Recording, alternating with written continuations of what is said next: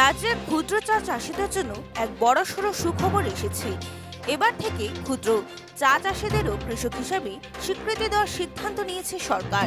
এর ফলে সাধারণ কৃষকেরা সরকারের তরফ থেকে যে সমস্ত সুযোগ সুবিধা, ভর্তুকি বা ছাড় পান তার সবটাই এখন থেকে ক্ষুদ্র চা চাষিরাও ভোগ করতে পারবেন। দীর্ঘদিন ধরে চা বলয়ের একটা বড় অংশের মানুষের দাবি ছিল, যা অবশেষে পূরণ হতে চলেছে। এই নতুন সিদ্ধান্তের জেরে ক্ষুদ্র চা চাষিরা সরাসরি কেন্দ্রের পিএম কিষাণ যোজনার আওতায় চলে আসছেন। এই প্রকল্পের নিয়ম অনুযায়ী প্রতি বছর তাদের ব্যাংক অ্যাকাউন্টে সরাসরি মোট ৬,০০০ টাকা আর্থিক সহায়তা পাঠানো হবে।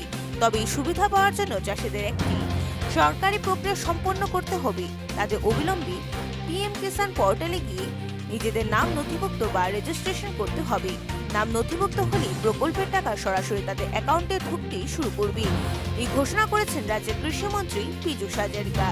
এদিন এই পদক্ষেপের ফলে চা শিল্পের সাথে যুক্ত রাজ্যের হাজার হাজার প্রান্তিক পরিবার অর্থনৈতিকভাবে অনেকটাই স্বস্তি পাবে বলে মনে করছে ওয়াকিবহাল মহল। কেইদিনমানৰ আগতে, আজিৰ পৰা 5 দিন আগতে ভাৰত চৰকাৰে মুখ্যমন্ত্ৰী ডাঙৰীয়াৰ বিশেষ অনুৰোধত আমাৰ ক্ষুদ্ৰ চাহ খেতিয়কসকলক কৃষক হিচাপে স্বীকৃতি দিছে। ক্ষুদ্ৰ চাহ খেতিয়কসকলে কৃষকৰ কাৰণে যি পৰ্টেল আছে তাত গৈ পঞ্জীয়নকৃত কৰিব পাৰিব নিজক, আৰু তাৰ ফলত কৃষকৰ সুবিধাখিনি পাব।